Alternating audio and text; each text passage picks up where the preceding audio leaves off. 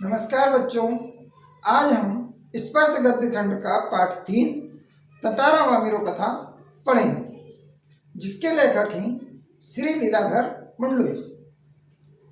तो आइए हम पहले लेखक के परिचय के बारे में समझते हैं। लीलाधर मंडलोई का जन्म सन 1954 में जन्माष्टमी के दिन छिंदवाड़ा जिले के एक छोटे से गांव गुड़ी में हुआ था। उनकी शिक्षा दीक्षा भोपाल तथा रायपुर में हुई। सन 1987 में कॉमनवेल्थ रिलेशंस ट्रस्ट लंदन की ओर से प्रसारण की उच्च शिक्षा के लिए वे आमंत्रित किए गए। आजकल वे प्रसार भारती दूरदर्शन के महानिदेशक का कार्यभार संभाल रहे हैं। ये मूलतः कवि हैं। इनकी प्रमुख कृतियां हैं घर घर घुमा, रात बिरात, मगर एक आवाज़, देखा अनदेखा और काला पानी। उनके साहित्य में उन्होंने छत्तीसगढ़ अंचल की मिठास और वहाँ के जनजीवन का सजीव चित्रण किया है। उन्होंने अंडमान निकोबार द्वीप समूह की जनजातियों पर भी लोक कथा, लोकगीत, यात्रा वृत्तांत, डायरी, मीडिया रिपोर्टाज और आलोचनाएं आदि लिखे हैं। ततारा वामिरो कथा में जनजाति समाज की परंपराओं के बीच पलते बिखरते प्रेम की कहानी व्यक्त हुई है। लेखक की भाषा बहुत ही सरल और सौहार्दपूर्ण है। तो ये था लेखक का परिचय। अब आइए हम आगे बढ़ते हैं ततारा वामिरो कथा के सारांश की ओर। ततारा वामिरो कथा एक प्रसिद्ध लोक कथा है। इसमें प्राचीन लोक विश्वास पर आधारित एक प्रेम कथा का वर्णन है। कथा का सार इस प्रकार है कि अंडमान द्वीप समूह के अंतिम द्वीप समूह का एक नाम है लिटिल अंडमान। निकोबार द्वीप समूह के पहले द्वीप का नाम है कार निकोबार। कहते हैं कि ये दोनों कभी एक थे। इस बारे में निम्नलिखित लोक कथा कही जाती है। सदियों पहले लिटिल अंडमान और कार निकोबार आपस में जुड़े हुए थे। उस वक्त वहाँ एक गांव में एक सुंदर और शक्तिशाली युवक रहता था। उसका नाम था ततारा। वह नेक और मददगार व्यक्ति था। हमेशा दूसरों की सहायता के लिए तत्पर रहता था। अपने गांव की ही नहीं अपितु पूरे द्वीपवासियों की सेवा करना अपना परम कर्तव्य समझता था। इसलिए सबको वह प्रिय था और इसीलिए उसे दूसरे गांवों में भी आमंत्रित किया जाता था। पर्व त्योहारों पर उसे विशेष रूप से बुलाया करते थे। उसके पास एक लकड़ी की बनी हुई तलवार थी, जिसे वह हमेशा अपने पास रखता था। किसी ने कभी उसे उस तलवार को चलाते हुए नहीं देखा था। फिर भी लोगों यह मानते थे कि इसकी तलवार में एक अद्भुत शक्ति है। एक शाम ततारा समुद्र किनारे टहल रहा था और शांत मन में सूर्य की रंग बिरंगी किरणों को निहार रहा था। तभी कहीं पास से उसे मधुर गीत गूंजता सुनाई दिया। वह गायन इतना मधुर था कि वह मदहोश होने लगा। वह उस स्वर की ओर बढ़ने लगा जिधर से गीत के स्वर बहे चले आ रहे थे।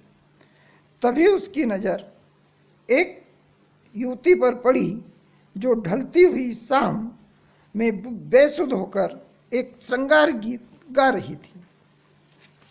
तभी अचानक एक समुद्र लहर ने उसे भिगो दिया, जिससे वह अपना गीत भूल गई और उसे गंभीर आवाज़ सुनाई दी कि तुमने एकाएक इतना मधुर गाना अधूरा क्यों छोड़ दिया। वामिरो एक सुंदर युवक को देखकर चौंक गई, परंतु वह बेरुखी से बोली कि तुम कौन हो? इस तरह घूरने और असंगत प्रश्न करने का क्या कारण है? परंतु ततारा बेसुध था। वह फिर से बोला, तुमने गाना क्यों रोक दिया? गाना पूरा करो। वामिरों ने फिर बेरुखी से जवाब दिया। ततारा ने तीसरी बार फिर यही कहा, तुमने गाना क्यों रोक दिया? गाओ। तब वामिरो खींच उठी और बोली, क्या तुम गांव का नियम नहीं जानते? यह कहकर वामिरो जाने लगी। तभी अचानक ततारा को होश आया और वह गिड़गिड़ाते हुए बोला, मुझे माफ़ कर दो, मैं तुम्हें देखकर विचलित हो गया। बस अपना नाम बता दो। वामिरो ने अपना नाम बताया तो ततारा को लगा कि मानो किसी ने उसके कानों में रस घोल दिया।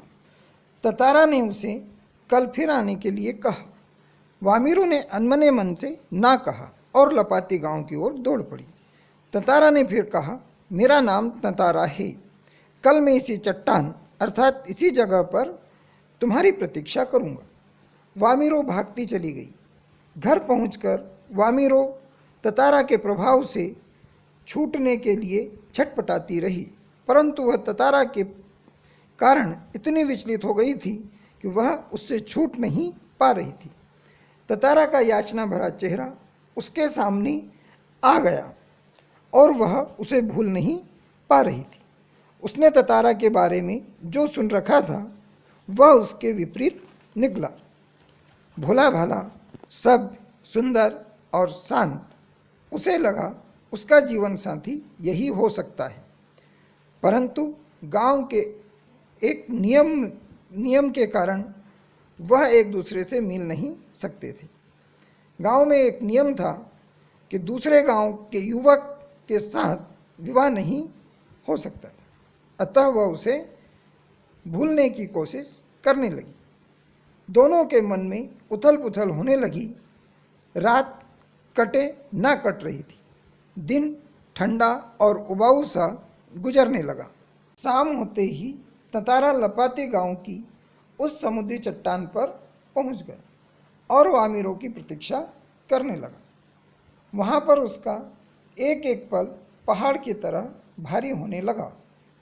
वह आशा निराशा में डूबा रहा था कि अचानक नारियल की झुरमुटों में एक छाया उभरी हुई दिखाई दी।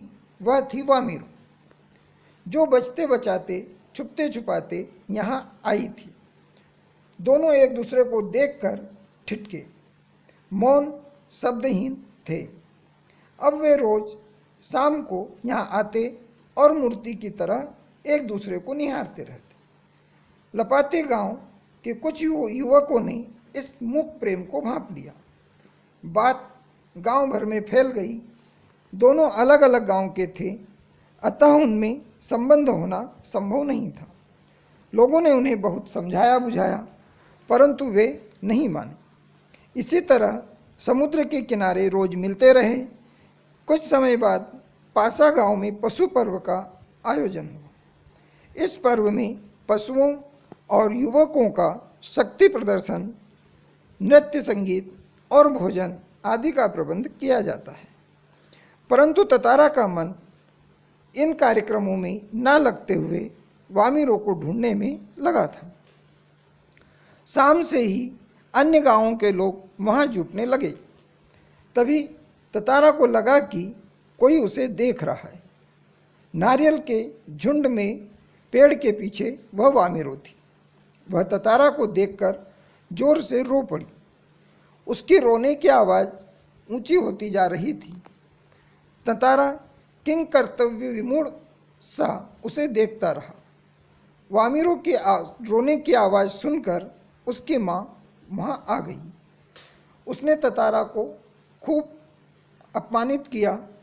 ततारा यह दृश्य सहन नहीं कर पाया।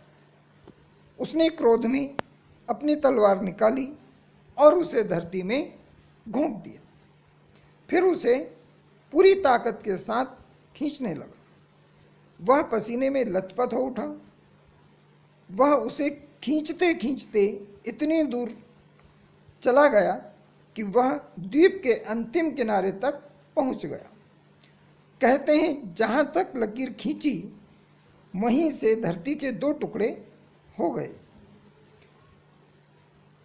वामिरो एक तरफ थी और ततारा दूसरी तरफ था। ये दृश्य देखा ना गया। उसने करुणा भरी आवाज में पुकारा, ततारा ततारा ततारा। परंतु ततारा जिस अंश पर था वह समुद्र में धंसने लगा। जब ततारा को होश आया तो उसने छलांग लगाकर दूसरे सिरे को पकड़ना चाहा, परंतु पकड़ ढीली होने के कारण वह समुद्र की तरफ फिसलने लगा। उसके मुंह से एक ही शब्द निकल रहा था, वामिरो वामिरो वामिरो। उधर वामिरो भी ततारा ततारा पुकार रही थी। लहूलुहान ततारा बहता हुआ कहाँ पहुँचा, बाद में उसका क्या हुआ, कोई नहीं जानता। उधर वामिरो पागल हो उठी। उसने खाना पीना छोड़ दिया। वह अपने परिवार से विलग होकर अपने ततारा को खोजती रहती थी, परंतु कोई सुराग न मिला। आज ततारा वामिरो दोनों नहीं हैं, परंतु उनकी प्रेम कथा घर घर सुनाई जाती है। निकोबारी मानते हैं कि लिटिल अंडमान ही वह भूखंड है जो ततारा की तलवार से कटा हुआ था। उनके त्याग का परिणाम यह हुआ कि अब दूसरे गांव में भी वे संबंध करने लगे। तो ये थी कहानी ततारा वामिरो के प्रेम की, जिसने एक रूढ़ी को तोड़ा और समाज में एक आदर्श प्रस्तुत किया कि रूढ़ियाँ जब बंधन बनने लगे तो उनका टूट जाना अच्छा होता है।